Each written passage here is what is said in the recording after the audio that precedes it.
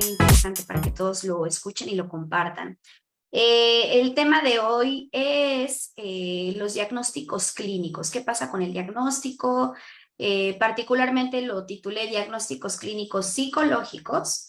Definir lo que me pasa me ayuda a saber qué hacer, aunque me cueste trabajo reconocerlo. Quiero comentarles, y bueno, voy a iniciar de esta forma. Cuando llegan los pacientes a consulta, por lo general tienden a, pues sí buscan, o sea, sí confunden en ocasiones la terapia psicológica con a lo mejor una cuestión más médica. Entonces, de repente, pues hay algunos que dicen, bueno, yo vengo para ver qué tengo, qué me pasa. Y cuando hacemos la primera entrevista, pues el paciente por lo general creo, considera que necesita tener ya la respuesta en cuanto tuvimos la entrevista, o al menos tener un diagnóstico, ellos lo definen así, ¿no? Como, bueno, entonces, ¿qué se va a trabajar? ¿Qué es lo que tengo? Porque no lo comprendo.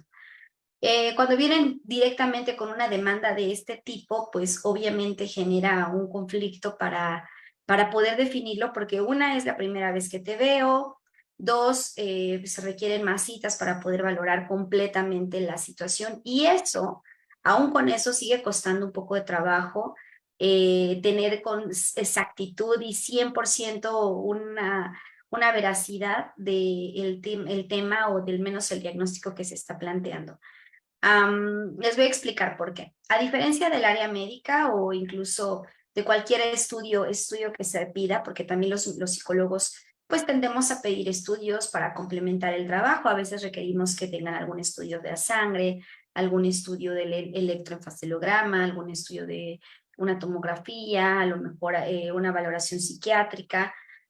Puede ser también una valoración psicodiagnóstica, que pues es una valoración donde se involucran todas las cuestiones más de una cuestión cognitiva y sobre todo se involucra también los aspectos emocionales. Entonces es para todo. O sea, tenemos tanto pruebas estandarizadas que se aplican.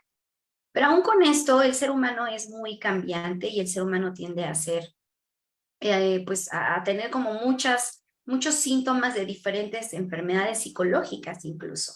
Entonces, yo lo que busco en esta transmisión en vivo es que tengas una apertura para poder comprender que al menos lo que tiene que ver con la dinámica y el tema psicológico y psiquiátrico también, no se tiene 100% y comprobado 100% de un diagnóstico. Pero también quiero decirte que esto que estoy definiendo va específicamente para especialistas en el área. En este caso estoy dirigido estoy hablándoles especialmente a los psicólogos y a los psiquiatras. Y seguramente ustedes me entenderán que no hay como tal un diagnóstico que yo diga es eso y estoy 100% segura, porque definitivamente estamos tratando con emociones y con cosas muy subjetivas, con pensamientos, con cuestiones que están costando mucho trabajo de poder identificar y obviamente clasificarlo. No es lo mismo decir, tengo cierta obsesión cada 5 minutos a decir que es una obsesión que es muy poco recurrente o que se da cada semana, cada 15 días o cada mes. Entonces nosotros para tener un diagnóstico nos basamos bastante en la frecuencia y en la intensidad y eso implica que pues tengamos que ir valorando en dónde embona el diagnóstico del paciente. Pero en particular yo, Ángeles Gutiérrez, sí suelo decir como a los pacientes el término de lo que tienen, porque para los pacientes es muy complicado. O sea, nosotros como especialistas podemos entender que en efecto no es algo 100% seguro. Podemos tener un 80% de seguridad, un 90%, dependerá del caso porque nos basamos bastante, sí, en las pruebas, es un fundamento importante con el que nos basamos o que tenemos el apoyo para poder constatar algún diagnóstico, pero también tenemos lo que son los libros psiquiátricos y todo lo que permite que todo esto se clasifique y determinamos en dónde se encuentra el paciente, en qué tipo de trastorno se encuentra a nivel emocional y cognitivo. Sin embargo, los pacientes no van a entender eso. O sea, por más que yo le diga al paciente, es que no conozco con exactitud tu diagnóstico, pues el paciente no lo va a entender, porque para él lo que necesita es tener una respuesta y sobre todo tener avance y solución a lo que está sintiendo. Además de que también depende del tipo de problema que esté pasando el paciente. Si está pasando por temas de mucha ansiedad, de mucha angustia y de crisis, una respuesta así no le ayuda. Así que en mi caso yo sí suelo, o sea, trato de tener mi mayor fuerza o fortaleza es la entrevista. En la entrevista hago todo tipo de preguntas, desde las cuestiones que son médicas, las de hábitos, o sea, hasta las que menos te imaginas, recuerdos de la infancia, qué tan agresivo consideras que eres, qué tanto tuviste, qué tan buena o positiva fue tu tipo de crianza en el pasado. Y bueno, hago infinidad de preguntas que me permite tener el conjunto de todo, desde el área emocional, como se ha encontrado no ahorita, en los últimos 3 meses, sino a lo largo de su vida, para que yo pueda conocer y darme una idea de la línea del tiempo a nivel emocional. También tener una línea del tiempo a nivel conductual, si antes salía con amistades, ahora ya no sale, si nunca ha tenido amigos, si ha recibido algún tipo de agresión o violencia, que también es a lo largo de su vida de tiempo, y si ha recibido algún tipo de violencia, pues bueno, me da muchas respuestas para poder entender que a lo mejor es una persona que es muy sumisa, que le cuesta trabajo defenderse, etcétera. O que puede ser un dependiente emocional del tema que hablábamos justamente la vez pasada. Entonces, la entrevista me permite a conocer todo. Trato, obviamente, ya el experto, dependiendo del caso, cuando ya tienes una experiencia amplia y sobre todo ya, pues, habilidades para poder conocer muy bien cómo dirigir la entrevista y de todo eso tener una idea, porque hay terapeutas que pues al estar iniciando les va a costar trabajo tener todo ese manejo, ¿no? De cómo de distinguir a lo mejor un caso de otro, pero cuando ya tienes la experiencia realmente se vuelve algo fácil porque ya lo tienes, ¿no? O sea, ya dices, a ver, yo lo que hago es decirle al paciente, mira, tú tienes rasgos de esto, tienes rasgos de ansiedad o tienes rasgos depresivos o tienes problemas de obsesión o de compulsión, pero todavía no, y siempre aclaro, todavía no llegas al trastorno, o sea, estás teniendo ciertos síntomas, ciertos signos que permiten decir aguas y hay que trabajarlo porque eso se puede desencadenar a una situación mayor o una situación más fuerte. En el momento en el que ellos escuchan eso, como que su alma se tranquiliza, les das obviamente pues seguridad, le estás diciendo, sabes qué, lo vamos a avanzar, lo vamos a trabajar. Y entonces de esa manera el paciente logra tener confianza en ti, deposita toda su vida emocional en tus manos y obviamente tienes una gran responsabilidad como terapeuta para poder manejar la situación que estén viviendo. Y bueno, aquí te estoy hablando de cosas simples, pero puede ser que esté pasando por cosas muchísimo más complejas, como ideas suicidas, como problemas pues ya de cutting y demás, o cosas que le esté generando lesionarse, lastimarse, que ya no tenga ideas positivas y que más bien tenga ideas de muerte, pues bueno, se vuelve muchísimo más difícil. Pero la contención es importante, ¿no? Darle a entender de lo que se trata su trabajo, qué es lo que vamos a trabajar primero, pero para eso tú ya más o menos yo al menos me invento como unas 3 sesiones, donde ya tengo muy, muy claro cómo es el trabajo que voy a estar haciendo con el paciente y veo que lo que más le está generando problema es, me ocurre, ahorita para dar un ejemplo, que sea que todo el tiempo está verificando cosas, si se lleva las llaves, porque tiene ciertas manías, que si cerró bien la puerta, que si cerró bien las llaves de la estufa, etcétera, etcétera. Entonces empiezo por lo que más le está generando más conflicto y de ahí me voy hasta lo más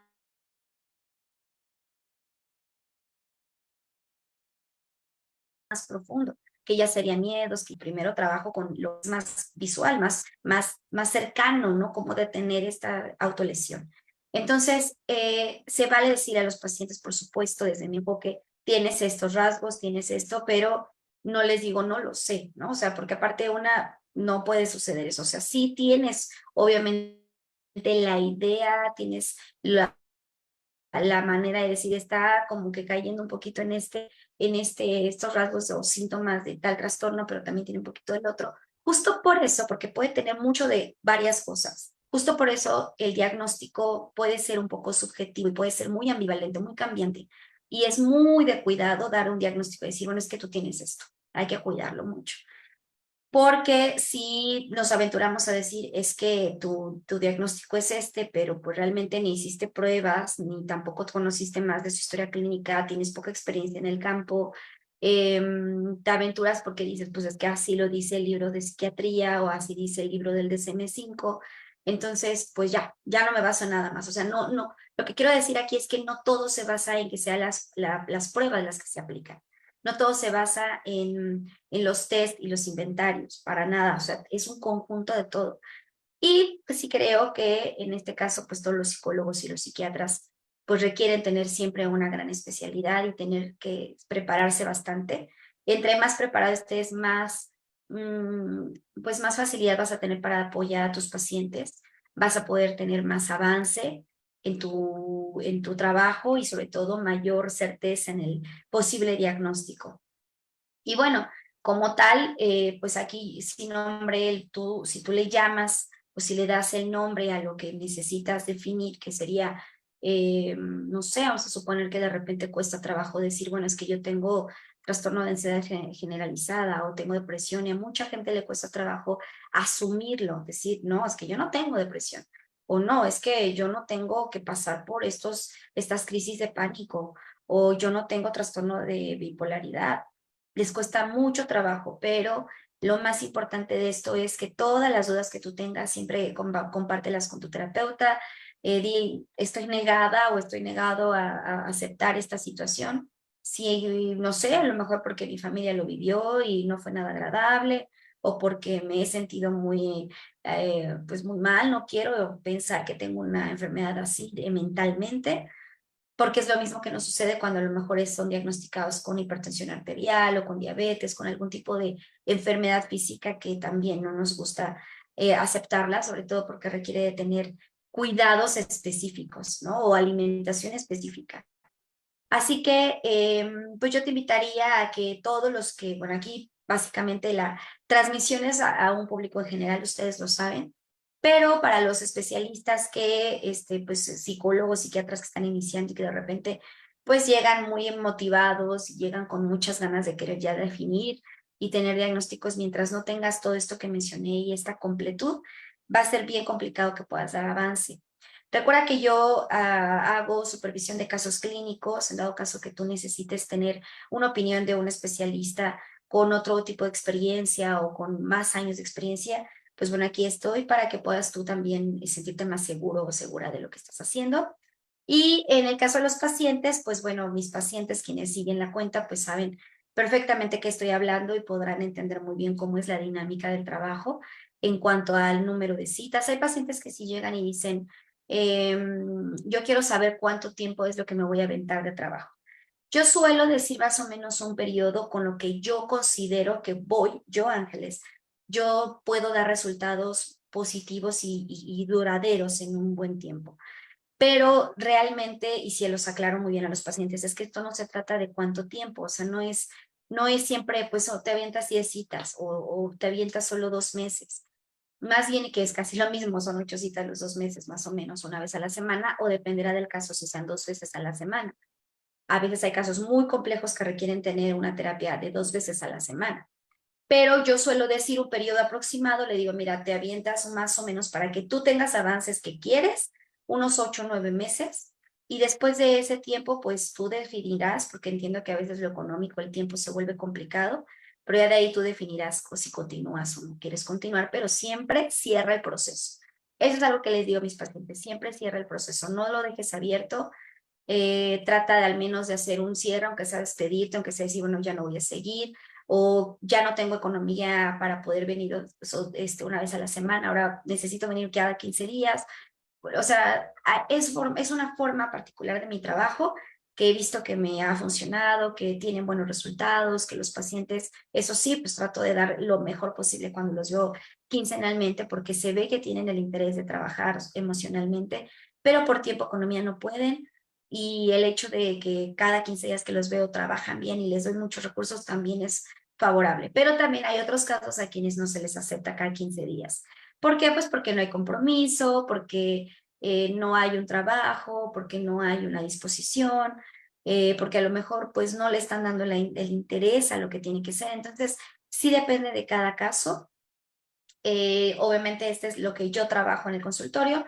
No necesariamente tienen que ser todos los psicólogos así, de hecho hay quien no lo maneja de esa manera, pero sí te comparto que bueno, lo importante de esto es definir el diagnóstico para el paciente, particularmente para el paciente. Al paciente le da mucha tranquilidad darlo a entender, conoce de qué trata y entonces no sé, que encuentra como en un mar de muchas ideas, porque obviamente por eso está en la terapia, tiene muchas ideas y esas ideas de repente se vuelven confusas porque no sabe cuál es el camino que debe de tomar. Entonces, te recomiendo que todos los pacientes o tu paciente nuevo que estés escuchando y que quieras una terapia, pues es importante tener un diagnóstico, eso sí, que por lo menos sea después de unas 5 sesiones quizá, que digas, bueno, ya quisiera tener el nombre de lo que tengo para al menos comprender más esto y entonces trabajarlo.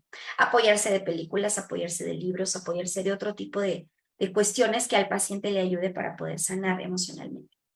Recuerden que de todo se aprende y pues yo con esto voy a cerrar, deseando que tengan pues una gran semana, más bien fin de semana, y nos vemos el siguiente jueves. Esperen la calendarización completa del mes de octubre, porque ahorita nada más dimos esta.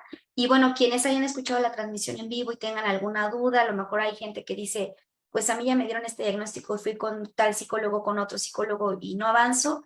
Bueno, pues si quieres tener otra opinión, con todo el gusto aquí estoy para poderte ayudar y ver de qué forma pues se puede completar, ¿no?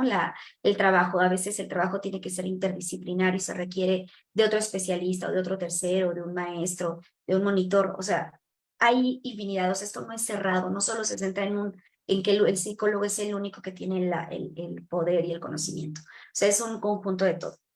Listo, pues con ustedes estuvo Ángeles Gutiérrez, ya me conocen, su servidora, que tengan un gran día jueves y nos vemos la próxima semana a las 11 de la mañana. Cuídense, que estén muy bien.